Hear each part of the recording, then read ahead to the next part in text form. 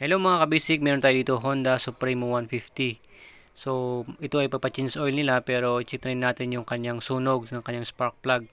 Check natin para syempre minsan sabi ng may-ari mainit yung makina, baka naman lean or rich, kaya check rin natin. So, ayan. So, dapat ang reading is golden brown or brown o kulay kalawang, hindi dapat puti or maitim na maitim. Ayan. So, check nyo mabuti yung sunog niya. Siyempre sa paligid ng ating spark plug, pag maitim yan, meron kasi yung iba na normal lang talaga yung maitim sa paligid. Basta importante yan, brown. May brown sa taas niya, yung groundings, at saka yung insulator sa loob, okay, ng electrode, yung yan. Insulator niya dapat hindi yan puti, hindi yan maitim, okay. So medyo okay naman, pero nakipansin natin na medyo yung gap ng ating groundings sa kanyang electrode ay medyo, pansin nyo yan, medyo na-oka na siya, no? Lumawak unti. So, ayos lang natin ng maayos. Okay, yan.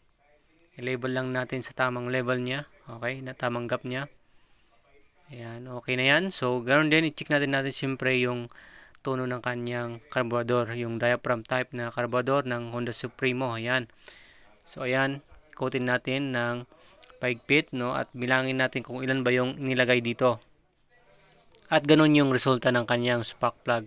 Okay, medyo okay naman pero medyo kulang pa yung pagka-brown niya. Kaya ayan, so iniikot natin yan at nakita natin, hindi ko na ipakita, medyo takpan pa sa kamay ko, ano.